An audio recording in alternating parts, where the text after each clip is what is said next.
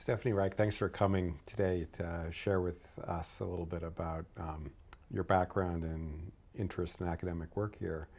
I think maybe a good place to start would be to hear a little bit about what your motivations were for becoming an education researcher.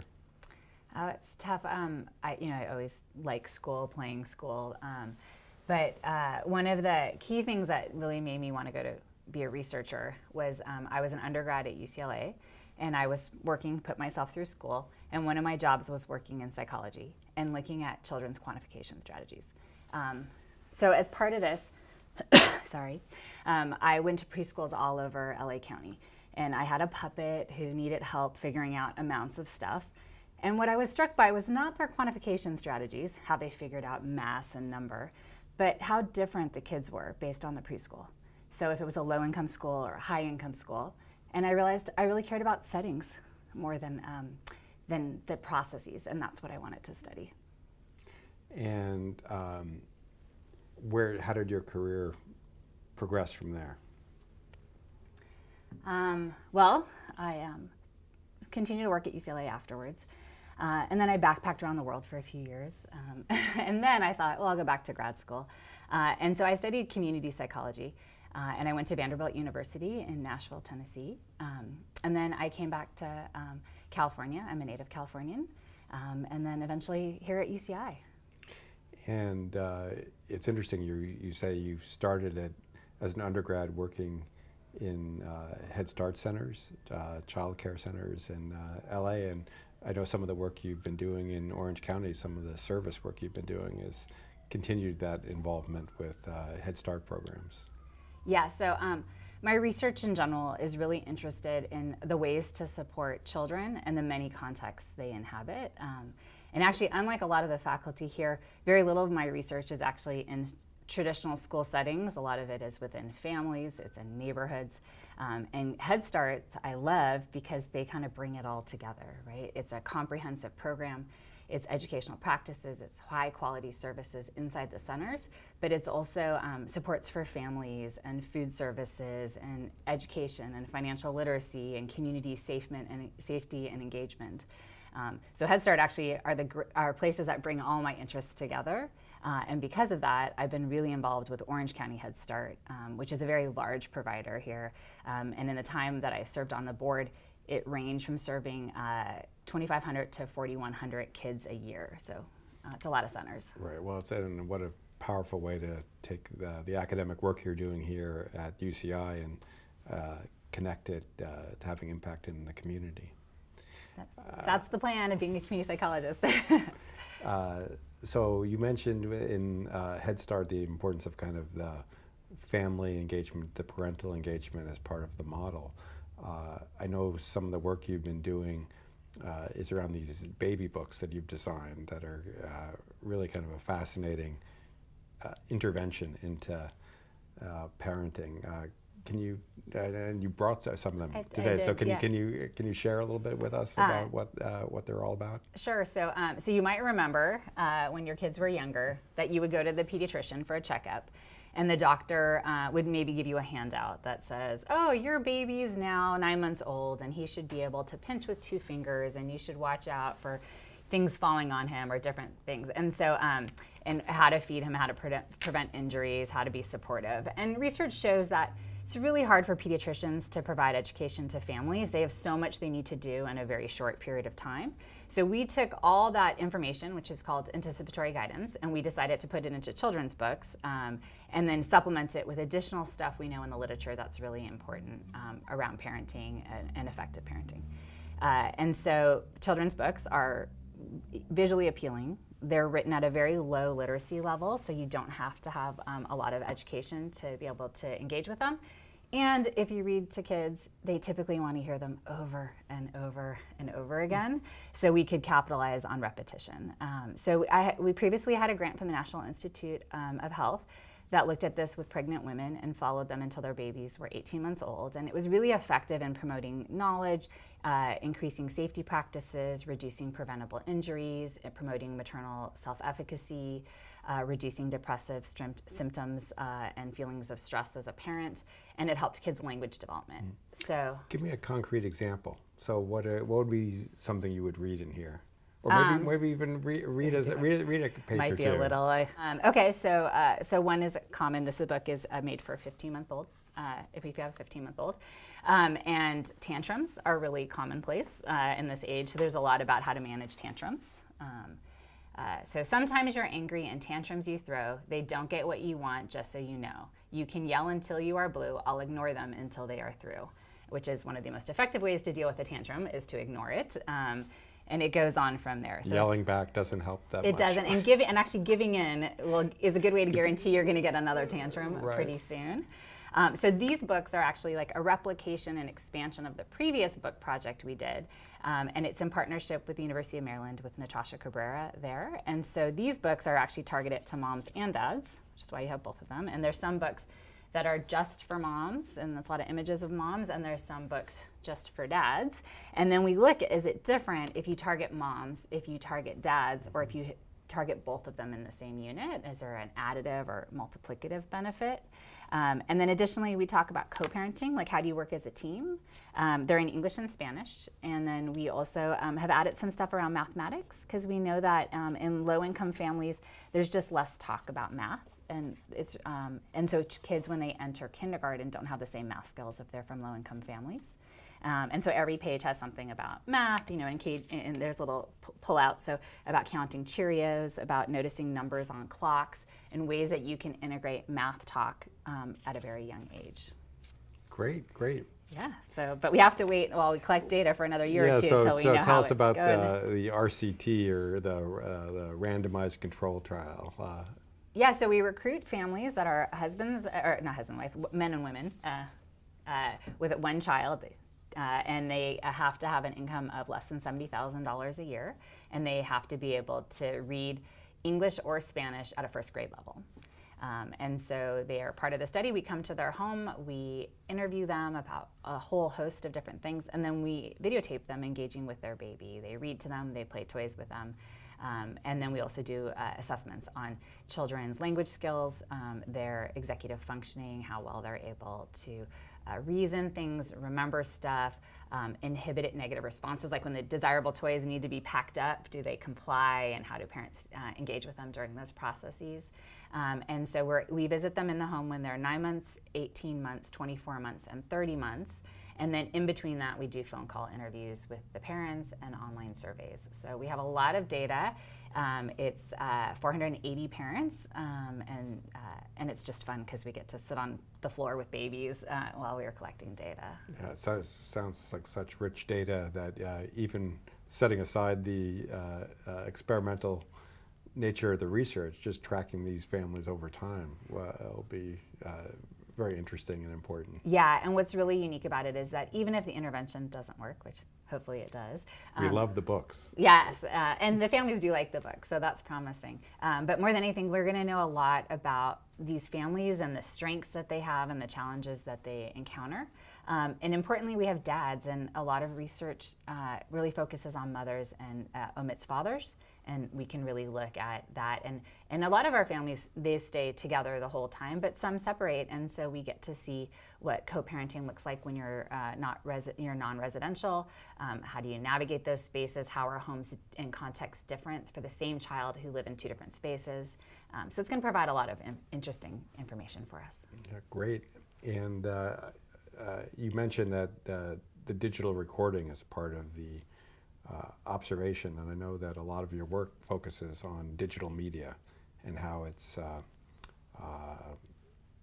affecting young people today. Mm-hmm. You want to speak a little bit about some of that line of the work you're doing? Yeah, and actually this is probably, I should have mentioned on my career trajectory, was that when I was finishing my dissertation, my partner had to move to Los Angeles for a residency, and I just got a job teaching at UCLA and working with Patricia Greenfield and Kaveri Subramania's Children's Digital Media Lab. And I hadn't really ever done anything with media and kids, and I got to work with a lot of doctoral students and different projects, and I realized I love this area, and it was so understudied back then. It's more so now. And most of the research was really about the technology itself or the communication pieces of it, and not so much about child development and developmental processes and how media and technology fit within that. So the technology changes all the time. You know, what was a popular app or social media platform today is different than it was 2 years ago or 5 years ago. But the reasons why young people use them and what they've learned from them stays pretty consistent. And so I've really been focused on how these platforms are used as to support development and how they're used by people in their developmental processes. So, you know, adolescence, identity is a huge thing.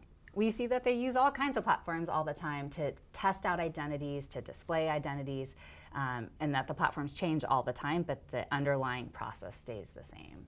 And so my research does a lot of that, but because I'm a community psychologist and I'm interested in context, I hit from pregnancy and social media all the way up to college use in social media and technology. So it's a big range. So some of the studies we're doing, we just did a study where we compared preschoolers learning from ebooks versus print books. So we went to preschools and we tested 200 kids on the same book digitally or on paper version. We use apps to screen for language delays, to teach mathematics. We do focus groups with teens about how they're using social media and what effects it has on their peer relationships. It's a whole mix.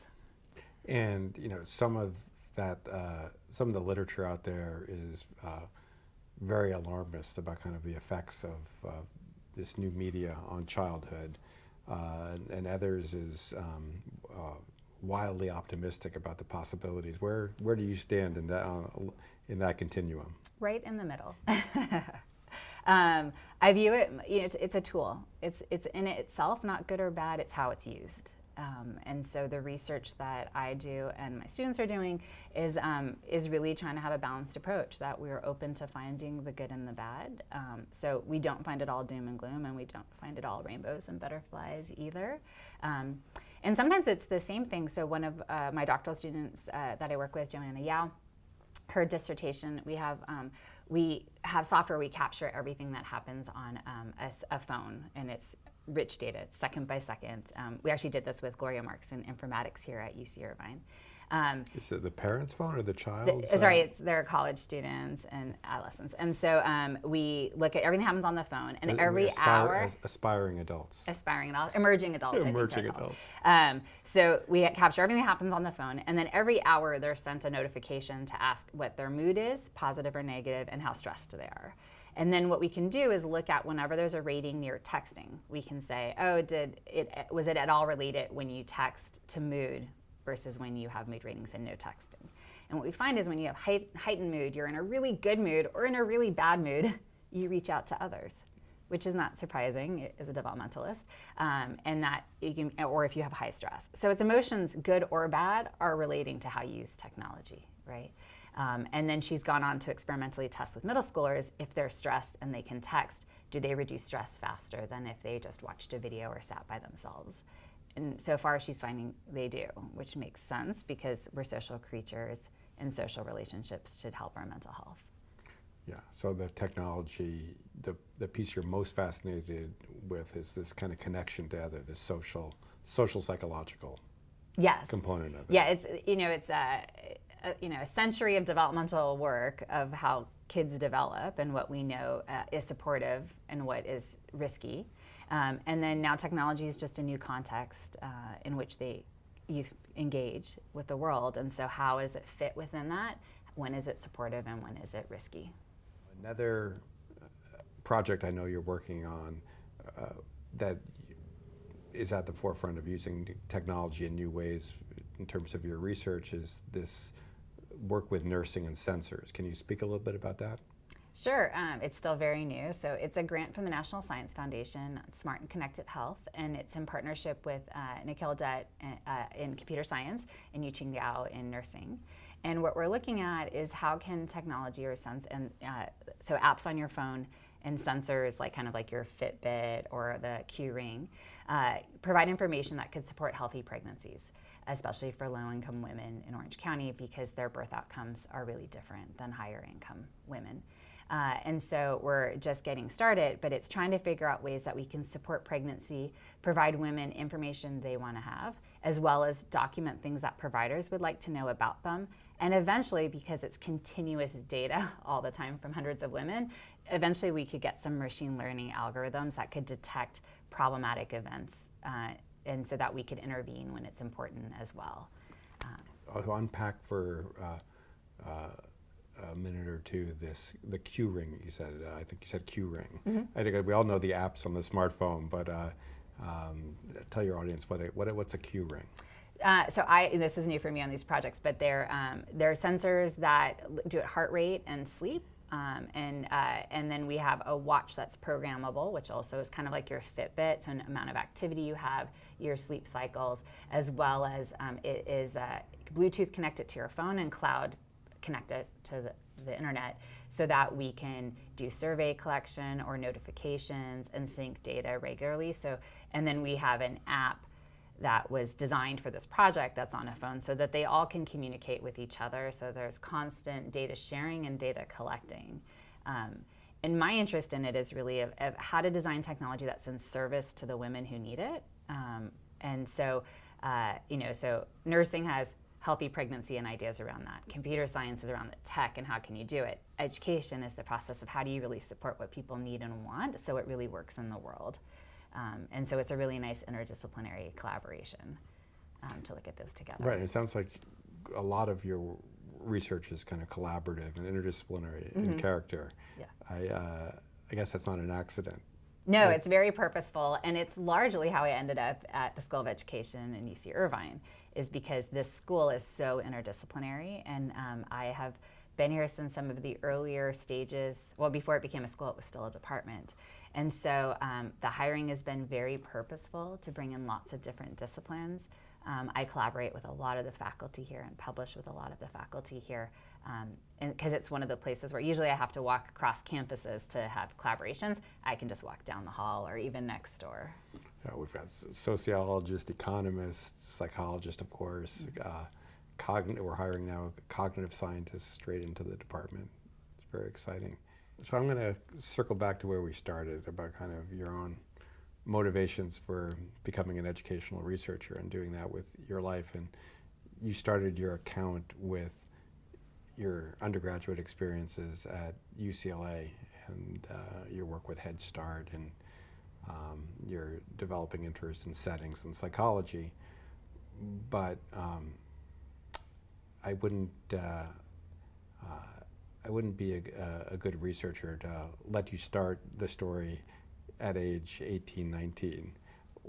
What was there anything about your background, that your childhood, your upbringing, that kind of led you to devote your life to education research? Well, education has always been a value in my family. So my parents were very young when they became parents. And so they went to school while I was a child, and I watched them get their college degrees. So I'm not a first gen, but I was part of the process.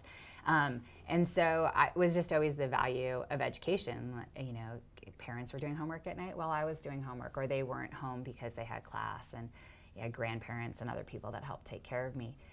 And that was really meaningful. And even when my family didn't have the resources to send me to college, I grew up knowing I was going to college. It was an absolute. And so I got a job at 12 and opened a bank account to start saving for my college fund, and worked my way through school, because it was never a question that I wouldn't have a college degree. It's sort of a privilege of expectation that not all families get to have. And so education is a game changer in our society. You know, it opens so many doors. And so it's just always been a value for me, and one I hope to open more doors for others with. Great. Well, thank you so much for coming in and talking with me today and sharing all this great stuff with us. Yeah, thanks for having me.